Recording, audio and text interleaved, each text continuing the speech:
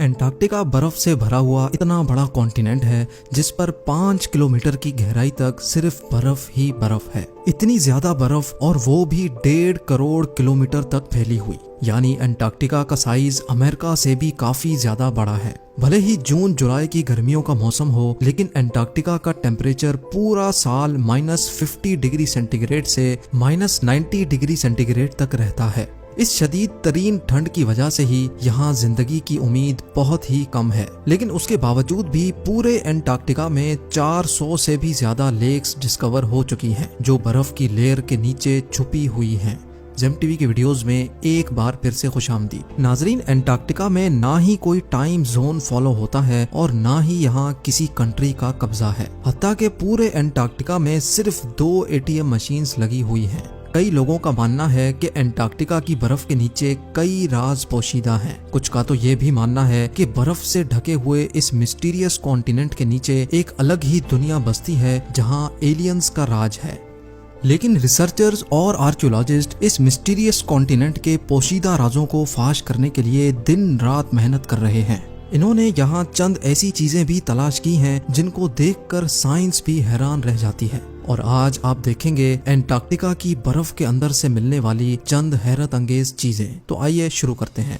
Number 8। 2009 में एक discovery ने रिसर्चर्स के रोंगटे खड़े कर दिए जब एंटार्क्टिका की बर्फ के अंदर से एक बिल्ली का ढांचा मिला। लेकिन इसमें हैरान करने वाली बात ये नहीं थी कि ये ढांचा बिल्ली का है, बल्कि हैरान करने वाली बात ये थी कि ये जिस बिल्ली का ढांचा था वो आम बिल्ली नहीं बल्कि अंडे देने वाली बिल्ली थी। जब रिसर्च लैब्स में इस अजीब बिल्ली के ढांचे पर मजीद तहकीक की गई तो मालूम पड़ा कि ये जानवर कम से कम भी 2 करोड़ 50 लाख साल पहले धरती पर पाया जाता था।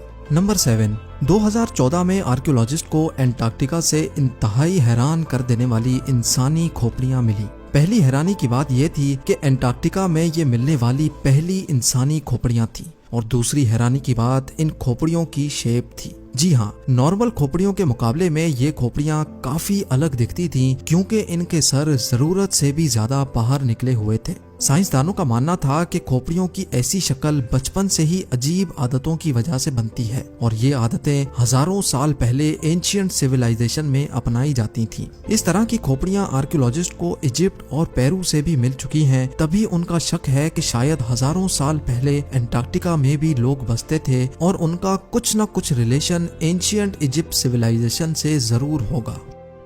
नंबर 6। पिछले 50 सालों के दौरान एंटार्क्टिका से 10,000 से भी ज्यादा मीटियोराइट्स मिल चुके हैं। मीटियोराइट्स ठोस पत्थर के ऐसे टुकड़े होते हैं जिनका ताल्लुक हमारी धरती से नहीं होता, बल्कि वो किसी और धरती से टूट कर आए होते हैं। साइंसदानों का मानना है कि मिलने वाले मीटियोराइट्स में से कई 7 लाख साल से भी ज्यादा पुराने हैं। वैसे तो ये पता लगाना बहुत ही मुश्किल है कि इन मीटियोराइट्स का ताल्लुक किन सितारों या प्लेनेट से है, लेकिन 2002 में एंटार्क्टिका पर गिरने वाला एक छोटा मीटियोराइट 2015 में डिस्कवर किया गया था, और साइंस का मानना है कि ये कहीं और से नहीं बल्कि मार्स से टूटकर आया है, क्योंकि इस मीटियोराइट के अंदर ऐसे बैक्टीरिया थे जो मार्स पर पाए जाते हैं।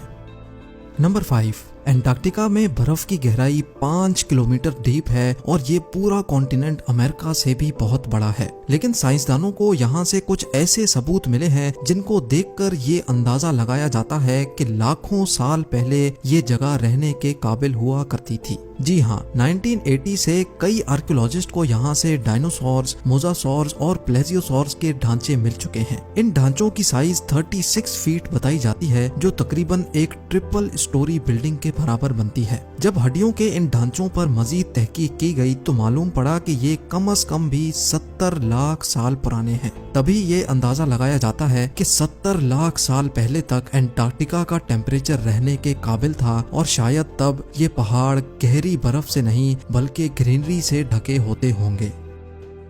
नंबर 4। वाटरफॉल्स तो हम सबने कई बार देखे हैं, लेकिन एंटार्क्टिका में टेलर ग्लेशियर के मकाम पर एक पॉइंट ऐसा भी है जहां वाटरफॉल नहीं बल्कि ब्लड फॉल होता है। 1911 में टेलर नामी एक साइंटिस्ट ने पहली बार इस ब्लड फॉल को डिस्कवर किया था। कई सदियों तक यही माना जाता था कि वाकई इस ग्लेशियर के अंदर से खून बहता है, लेकिन मॉडर्न साइंस ने जब इस पर मजीद रिसर्च की तब उनको जो मालूम पड़ा वो इससे भी ज्यादा हैरत अंगेज था।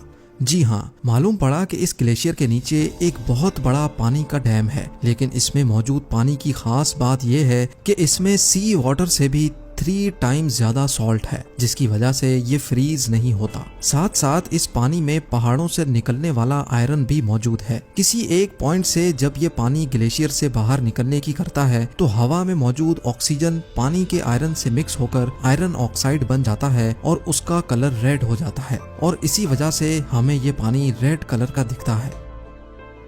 नंबर 3, ब्लड फॉल ग्लेशियर के नीचे मौजूद पानी में साइंसदानों को एक और हैरान करने वाली चीज भी मिली। पानी में टोटल 17 टाइप्स के बैक्टीरिया भी पाए गए, जिनको जिंदा रहने के लिए ऑक्सीजन और सनलाइट की भी जरूरत नहीं होती। एक्सपर्ट्स का मानना है कि ये बैक्टीरिया की ऐसी किस्म है जो ऐसे प्लैनेट्स पर पाई जाती है जहाँ पर ऑक्सीजन और सनलाइट का नामो निशान तक नहीं होता। लेकिन ये बैक्टीरिया हमारी धरती पर कैसे आए, ये राज अभी भी पोशीदा है। नंबर 2, हालांकि पूरा एंटार्क्टिका बर्फ से भरा हुआ कॉन्टिनेंट है, ये देखकर सबको यही लगेगा कि यहाँ पानी की कमी होना मुमकिन नहीं है। लेकिन आपको ये जानकर हैरत होगी कि हमारी धरती पर अगर कोई सबसे ज्यादा खुश्क यानी ड्राई जगह है तो वो भी एंटार्क्टिका में ही मौजूद है।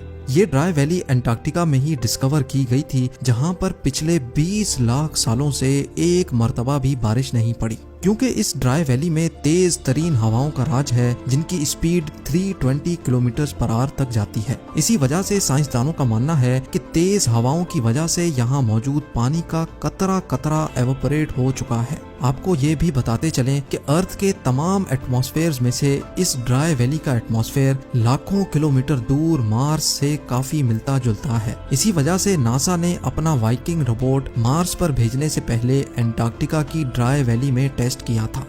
और अब नंबर 1, आर्कियोलॉजिस्ट की एक टीम को एंटार्क्टिका की बर्फ के अंदर 1100 फीट की गहराई से एक इंतहाई खौफनाक मखलूक का ढांचा मिला। ये पता लगाने के लिए कि ये ढांचा कौन से जानवर का है, कई एक्सपेरिमेंट्स किए गए, लेकिन हैरत अंगेज तौर पे इसका स्ट्रक्चर किसी भी जानवर से मैच ना हो सका। इस खौफनाक ढांचे की लंबाई 8 फीट बताई जाती है, जिसकी हड्डियां बॉडी से निकली हुई हैं। कई सालों की मेहनत के बाद भी आज तक ये पता नहीं लगाया जा सका कि ये जानवर कौन सा था और आखिर इस धरती पे आया कहां से था। उम्मीद है जेम टीवी की ये वीडियो भी आप भरपूर लाइक और शेयर करेंगे। आप लोगों के प्यार भरे कमेंट्स का बेहद शुक्रिया। मिलते हैं अगली शानदार वीडियो में।